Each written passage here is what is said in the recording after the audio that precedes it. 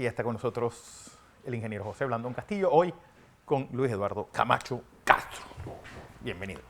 Gracias. Buenos días. Buenos días. Bueno, el tema, obviamente, el caso de, que había empezado José hace un momento, de la legalidad de la postulación de Marta Linares de Martinelli como candidata. Bueno, primero que todo saludo a la gran audiencia y aquí al equipo de noticias.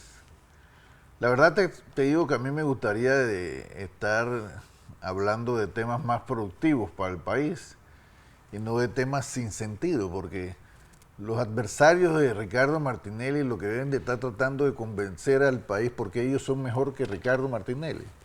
¿Cuáles son sus propuestas para resolver los problemas de los panameños? Y no si él va a correr o no va a correr, o que si Marta debe correr o no. Porque son discusiones sin sentido, porque mira, como decía el amigo Blandón al empezar su análisis, que él no es abogado, ni yo tampoco, pero ahí eso no quita que uno tenga sentido común. Porque hay que recordar también cómo se aprueban ciertas normas. Mira, el artículo 193, de lo cual se ha hablado mucho en estos días, sí, es un artículo que nace en razón con el espíritu de evitar que los presidentes en ejercicio pudiesen utilizar el poder para postular y favorecer con recursos del Estado a miembros de su familia. Sí. Mira, indistintamente de que si Marta es considerada legalmente familia o no, porque ya ese tema fue superado en un fallo anterior, la realidad es que el artículo 193 se refiere a que no pueden ser postulados parientes en determinados grados del presidente en ejercicio. No habla de candidatos presidenciales, porque fíjate, ayer yo veía un comentario otra vez hecho por el amigo Eduardo Quiroz, que hablaba de que el artículo 93 hablaba de los parientes de los candidatos presidenciales. Yo quiero que él me diga a mí dónde en el artículo 193 habla de candidatos presidenciales. No, habla del presidente en el ejercicio, porque el espíritu de esa norma constitucional estaba dirigido precisamente a lo que te he señalado, a preservar la posibilidad o a impedir la posibilidad de que el presidente en ejercicio del cargo pudiera promover la candidatura de personas muy cercanas a él. Y fíjate, Ricardo Martinelli no es presidente en ejercicio, ni Marta es esposa de Laurentino Cortizo. Es decir, que el fallo de la Corte que lo están invocando tiene que ver a la postulación de la señora Marta en 2014. Sí, efectivamente, ese fallo declaró que no era constitucional esa postulación. ¿En razón de qué? Precisamente de que Ricardo Martinelli era presidente en ejercicio. Pero hay un punto que yo quisiera decirle a los oyentes. Nosotros no somos abogados, ni usted ni yo somos, por lo menos yo no soy abogado. Pero hay que tener sentido común, no hay que ser abogado. Pero más que ser sentido común, hay que leer la norma. Las leyes tienen letra y espíritu. Cuando la letra no está clara, uno trata de interpretar el espíritu de esa ley. Pero es que la letra está clara. Yo no veo ninguna razón para estar discutiendo este tema. ¿Alguien puede presentar un recurso? Sí, lo puede presentar. Y se dirigirá a los canales apropiados. Creo que el debate ahora tiene que ir hacia otro punto. Tiene que ir hacia cosas como la siguiente. Yo creo que este es un tema que entre más le machaquemos... Esto es intrascendente para mí. Para los panameños esto es intrascendente. Esto, como todo, usted tiene que leerse la ley, punto, y se acabó. No hay que ser tan brillante como para no entender lo que está ahí. Pero hay un punto importante. Ahora mismo nosotros nos estamos enfrentando a dos problemas. Voy a usar dos problemas nada más, porque hay un montón, pero voy a coger dos. El problema migratorio. Esta avalancha no va a parar el 1 de julio cuando haya cambio de gobierno. Esto tiene unas consecuencias. ¿Cuál es la visión de la campaña de Ricardo Martínez con respecto a este problema migratorio? ¿Cómo se debe manejar? Bueno, Ricardo ha señalado con toda claridad de que él no considera que el gobierno ha estado manejando correctamente esta bomba migratoria, y él habla específicamente de tomar medidas de control dentro de las fronteras que sí se pueden hacer. Porque por más que digan que las fronteras extensas, y mira, tú recordabas hace poco, hace unos minutos, el acuerdo de paz firmado entre la guerrilla y el gobierno colombiano. ¿Por qué, entre otras cosas, ese acuerdo fue posible? Porque Ricardo Martinelli, entre otras cosas, ayudó en su gobierno a trancar la frontera para la entrada de los guerrilleros. Entonces, ya aquí los guerrilleros no podían venir huyendo del ejército y meterse a Panamá, que no venían solo a protegerse, aquí venían a delinquir, a secuestrar y a todo lo demás, la narcoguerrilla, porque también ese es un tema de, ya no era una paz entre guerrilla y el Estado, era narcoguerrilla contra el Estado, pero que hacía fiesta y que venía acá en ese sentido. Mi pregunta entonces la debo más directa. La migración es el producto de la falta de desarrollo de países como Venezuela, Colombia, que están en medio de toda esta crisis. ¿Cuál sería nuestra política exterior para manejar eso? Porque lo que planteó Ricardo Martinelli muy recientemente es que el problema de la migración no se puede ver de una manera tan sencilla, porque ahí está, hay que ver, ahí decía, que esa migración pareciera en alguna parte estar siendo fabricada, porque es convertido en un negocio. Ahí llega la gente, le alquilan lanchas, le alquilan chalecos de salvavidas, le alquilan tiendas de campaña, le alquilan ropa, le alquilan de todo. O sea, eso allá, hay un banco para llegar acá. Pero además de eso, fíjate, cuando llegan a Panamá, de repente tú ves que hay buses que lo transportan de un lado a otro. Y además de eso, en eso fuera el tema de lo que pareciera haberse convertido en un negocio, ya hay serias evidencias que muestran que dentro de ese grupo se está involucrando el tema de la trata, que no solo de menores, sino de mujeres. Se está involucrando el propio tema del narcotráfico, porque no es un secreto que a muchos de estos migrantes que ahora llegan por montones, la narcoguerrilla y el narcotráfico incluso lo llevan de mochilero a cargar droga. Entonces hay un problema que hay que, sí, no es un problema que puede ver Panamá por sí solo, pero Panamá sí tiene que cambiar de acuerdo a Ricardo, y yo estoy de acuerdo con ese tema, la visión de cómo enfrentar eso, porque el gobierno de Panamá se está volviendo permisible para el tema de esa migración con todo lo que esto involucra, y hay que tener posiciones más firmes.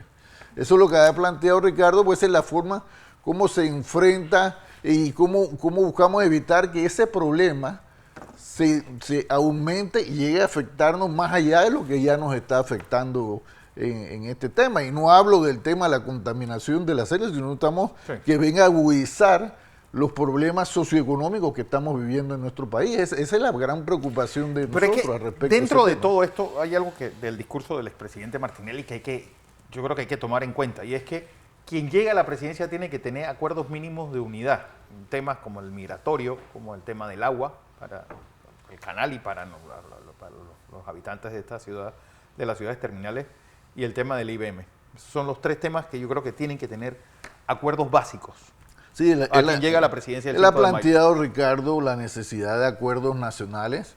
Obviamente, y acuerdos nacionales siempre hemos dicho, de vías a gobierno de unidad, pero no de unidad de repartidera de puestos, sino de unidad frente a políticas, frente a temas como lo que tú estás planteando, porque la recuperación económica del país que se necesita urgentemente requiere de la visión y del apoyo de todas las fuerzas políticas, porque al final todos vivimos aquí. Si al país le va bien, a todos nos va bien; si al país le va mal, a todos nos va a ir mal. Entonces, Ricardo en ese sentido ha hablado de esa necesidad de esos acuerdos nacionales que, insisto y subrayo, no se trata de repartir los puestos de gobierno, sino se trata de una visión conjunta que Ricardo, mira, ha predicado con el ejemplo. Mira, cuando se dio el tema de la ampliación del canal de Panamá, ¿tú recuerdas?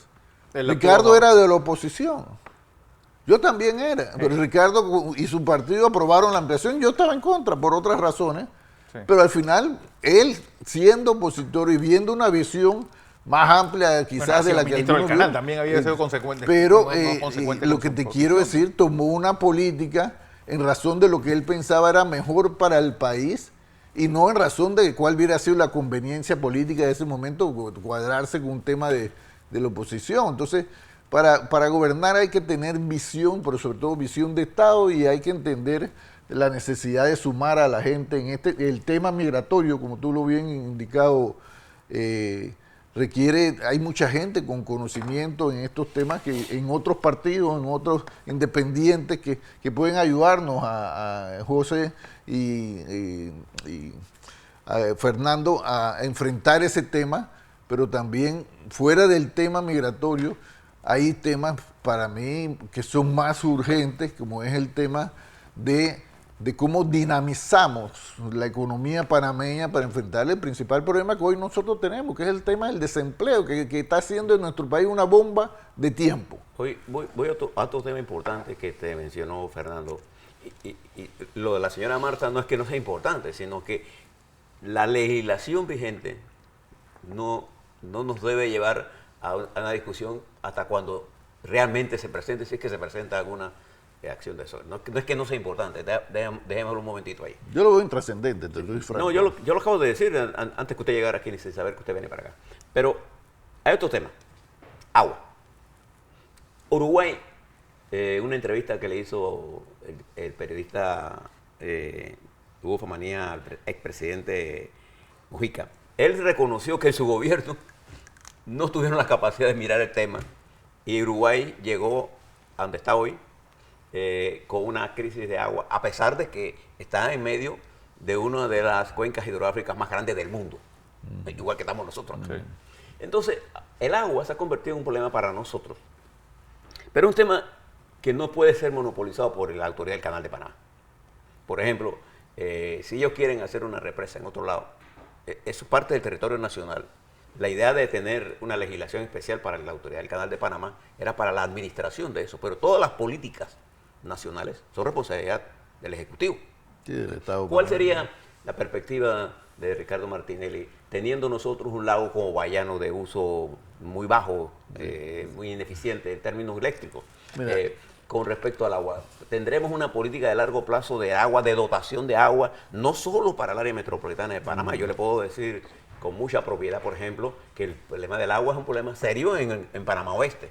Sí. Es un problema serio en la península de Azuero, Herrera y Los Santos, para mencionarle algunas nada más. El tema del agua hay que verlo de las dos perspectivas, de las fuentes de agua, y en ese sentido tú mencionas algo que incluso, mira, José Muñoz, que es el compañero de Alianza, del presidente del partido Alianza, está muy metido en ese tema desde hace mucho tiempo, y él ha planteado entre sus visiones la posibilidad de que a través de ese lago Bayano se construya una línea directa, o sea, va al este, pero también llega a parte de la ciudad, de tal manera que el suministro pueda llegar en cantidades adecuadas. Creo que ahí hay un tema que habría que llegar a acuerdos con la empresa que tiene que ver. Tú conoces más ese tema. AES no tiene ningún problema en que Panamá, en el lago, no está en venta, pero si Panamá lo necesita, AES lo ha manifestado públicamente, no tiene ningún problema en que nosotros adquiramos mejor todavía. Adquiramos, yo lo que proponemos es que todo el complejo sea adquirido, no expropiado. Fíjense la palabra que uso. Adquirido. Eso de estar hablando de expropiaciones, eso es otra cosa, ¿no? Aquí la gente habla muy fácil de temas. Sí, pero esto es otro tema. Este es un tema que hay que manejarlo con seriedad. Sin entender las implicaciones que eso tiene. Claro, en materia de política de inversiones, eso es matar las inversiones. Espantar las inversiones. Tras que no estamos bien, no, como sería pegarnos un tiro en la... Lo mismo ocurre con el tema de la... Lo que digo es que la campaña... De estos son los temas que nosotros tenemos que hablar los panameños. Agua. Bueno, es que fíjate, por eso te decía que el tema de Marta, si es candidata o no, me parece intrascendente cuando aquí los panameños lo que desean oír es a los candidatos saber, ¿qué es lo que tú no digas que me vas a solucionar el problema? ¿Cómo me vas a solucionar el problema? Porque aquí decir que te voy a solucionar el problema lo puede decir cualquiera. Pero hay ya la ventaja de Ricardo, que ya él demostró que sabe cómo hacerlo y que además tiene la voluntad, porque fíjate, tú puedes tener la capacidad, pero si no tienes la voluntad va a pasar lo que pasaba antes que llegara Ricardo Martinelli. El presidente iba y el presidente venía y ahí los problemas muchos estaban latentes. Entonces esa política sobre el tema de agua, tú dices, te decía que tiene dos complementos. Hay un tema del uso de la fuente hídrica esa del lago Bayano. Se está tomando muy en serio, y te digo, Pepe Muñoz ha sido uno de los más que ha hecho incluso estudios al respecto de ese tema. Me refiero, conoce estudios que se han hecho al respecto de ese tema, y es muy entusiasta en eso, porque eso le daría parte de la solución al sector y al sector de acá de Panamá, bajo la premisa también de que teniendo ese tipo, no es que tú vas a tener esa fuente y vas a eliminar la otra y la otra potabilizadora. No, es que si ya tú tienes dos potabilizadoras, tú puedes darle el mantenimiento adecuado. Ahora, pero te decía que ese tema del agua tiene dos aristas. El tema de las propias fuentes hídricas que se requieren, pero también el propio problema del sistema de distribución de agua. Sí. Porque todavía aquí existen muchos problemas con el tema del estado en que se encuentra la red de distribución de agua. Nosotros seguimos perdiendo muchas cantidades de agua en muchos lugares, y fíjate, para eso en el gobierno de Ricardo Martinelli se había hecho el famoso anillo hidráulico. El famoso anillo hidráulico, ¿qué te permitía? Poder parar en determinados sectores sin tener que cortar el agua en todo el resto del país. Pero ¿qué pasó con el anillo hidráulico? Se paralizaron, como se paralizaron muchas cosas en este país, producto de no tener una visión de Estado y de estar más ocupado en perseguir. Ahí todavía a mí me da un dolor cuando yo veo los tanques que se habían hecho para el tema de conjunto, ese anillo hidráulico, llenos de basura, grandes tanques de almacenamiento de agua que pudieran estar con el funcionamiento adecuado del anillo hidráulico, dando parte de la solución de estos problemas. Por eso yo digo, hay que seguir viendo el tema del agua bajo dos aristas muy importantes. Encontrar las fuentes hídricas que nos garanticen construir una potabilizadora en esas áreas, y también la de tomar el tema de la reparación de las redes de suministro de manera seria. Claro. Otro aspecto importante, Camacho, de la parte política ahora, es ¿cuándo estima ustedes en la campaña de Ricardo Martinelli y Marta que tendrán lista la propuesta completa electoral? Toda la oferta electoral. O sea, ahí la presidencia y vicepresidencia ya tienes tu candidato. Tienes que tener la propuesta legislativa, toda la propuesta de diputados, de alcaldías y representantes y concejales. ¿Cuál es el manejo de esto y cuál es el destino de los diputados, si se puede saber, pues de los diputados disidentes de Cambio Democrático? En este proceso nosotros teníamos, debido a las nuevas normas electorales, que desgraciadamente tengo que decirte que se han hecho para enredar más la participación política que para facilitarla. Además muy temprano todo. Es un desastre. Para tener 3 meses de... Pero lo que te quiero decir es que, por ejemplo, nosotros nos obliga el tema de definir primero los acuerdos de alianza. Sí, eso tiene que ser antes del 30 de septiembre. Antes del 30 de septiembre. Mira, a esta época. Entonces, y todavía no hay elecciones. Y además de eso, fíjate, para concluido esa primera etapa, nosotros entramos entonces al tema de la formalización de las... Porque nosotros fuimos a primaria en muchos circuitos, muchos corregimientos, muchas alcaldías. También creo que era el 42% de los puestos de elecciones un poco más del 42%, pues fueron 141 representantes que se reservaron para los acuerdos que tú mencionas. Creo que eran 39 alcaldías, si no me equivoco, y 15 diputaciones. La realidad es que, fíjate, el escenario cambia luego, después de las elecciones internas de Cambio Democrático. Si bien Ricardo Martinelli demostró en esa elección que él tiene el apoyo del 50% al menos de ese partido, la realidad es que el control de la franquicia electoral la tiene ¿quién? La tiene Rómulo Rux. Entonces, aquellos que fueron disidentes y que se quedan acá, nosotros tenemos un compromiso que Ricardo dio la palabra para los que se quedaron acá, y los que se han preferido buscar otras toldas, bueno, las buscarán. Pero de los diputados, yo te quiero decir que, en mi opinión, la amplia mayoría, eso tiene que ser antes del domingo. La amplia mayoría... No, los diputados. Perdón, antes del 30 de octubre. Antes del 30 de octubre. No, el tema de los diputados... Es como el 15. Tiene que definirse... En las próximas 2 semanas. No, tiene que definirse esta semana. El tema de esos diputados que me estás hablando tiene que definirse esta semana en razón de los planteamientos que algunos han hecho, porque nosotros vimos, ok, tú tienes las puertas abiertas acá, en razón de, porque Ricardo hizo una promesa, pero bueno, tú tienes las puertas abiertas aquí en razón de que tú vas a apoyar un proyecto político integral. No que bueno, tú vas a tener aquí, pues tú vas a buscar otra bandera por otro lado, no, esto aquí es lo que es. O sea, a ver si te entendí bien. Si yo soy partido, diputado disidente de Cambio Democrático, de PRD, lo que sea, yo voy a RM y RM me da un cupo, o sea, solo correría en RM, eso es lo que me está diciendo. En RM y en alianza. Ok. Porque nosotros los acuerdos electorales O sea, son... no me permite correr en otro partido. No, si no hay acuerdos parciales, porque obviamente no hay acuerdos totales, yo creo que, por ejemplo, la postulación de Camilo acabó con terminar esos bochinches que hablaban de un acuerdo entre Ricardo y Gaby Carrizo, que eran bochinches, porque Ricardo marca primero en todas las encuestas. Pero hay una cosa que yo quiero corregir, permíteme. Si Ricardo Martinelli habla con el PRD o habla con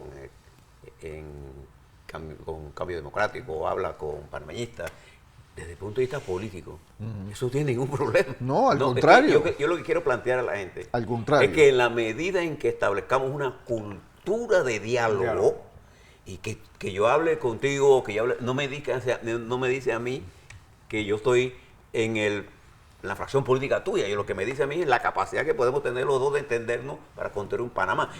Hay una tendencia en Panamá a luchar contra la cultura del diálogo. Contra el diálogo. Pero yo estoy a favor de la cultura del diálogo. Yo estoy a favor, y Fernando y todos estamos. Ustedes han sido testigos que yo he dicho, yo hablo con gente de todos los partidos políticos. Porque el día que nosotros dejemos de hablar entre políticos, lo que va a hablar son las balas y la violencia, y nadie quiere eso para el país. Pero yo me refería específicamente al hecho de que se decía que se estaba buscando un acuerdo electoral para la conformación de la terna entre Gaby y Ricardo, acuerdo electoral que no era viable en razón de dos cosas muy sencillas. Gaby ahí no piensa bajarse, y Ricardo, que encabeza todas las encuestas, tiene toda la intención de voto, y la popularidad es uno de los políticos. Aquí hay dos políticos que tienen positivo, más del 50% positivo, Ricardo y ahora Marta. Entonces tú te vas a bajar teniendo la elección ganada, pero además de eso está el hecho de que no podía haber tal acuerdo, porque si Gaby no se baja y Ricardo se mantiene, Gaby no puede ser vicepresidente porque la ley se lo impide. Entonces, claro, ese acuerdo general que algunos comenzaron a tirar, en mi opinión, con el tema de confundir, es un enredo. Ahora, sí hubo conversaciones, y la hay, sobre la posibilidad en su momento de acuerdo parcial, por eso esos son temas que yo creo que van quedando superados en el tiempo y en razón de las realidades que se están dando, porque lo más importante para nosotros, mira, los acuerdos políticos no pueden ceñirse solo a la repartidera de los puestos. Hay que tener, ¿cuál es tu visión del Panamá que yo quiero construir? ¿Cuál es la visión? Coincide. Por eso que fíjate, lo de Marta y Ricardo, que son dos personalidades que además de su relación personal se complementan en razón de dos cosas. Son dos personas con mucha capacidad, pero son dos personas que han demostrado que tienen la voluntad de producir los cambios que hay que producir. Eso es muy importante, pues hay gente que dice, no, yo quiero hacer los cambios, pero no tiene la voluntad. Hay gente que dice, bueno, yo quiero hacerlo, pero no tiene la capacidad. Ricardo tiene la capacidad y la voluntad, y Marta es un gran complemento en esa oferta electoral por esas mismas dos razones. Yo quiero aprovechar tu presencia aquí para plantearle al Tribunal Electoral un par de cosas, que se lo digo delante de todos los dirigentes políticos que vienen a conversar con nosotros aquí. Uno de ellos es que esta es una campaña excesivamente larga. Excesivamente larga.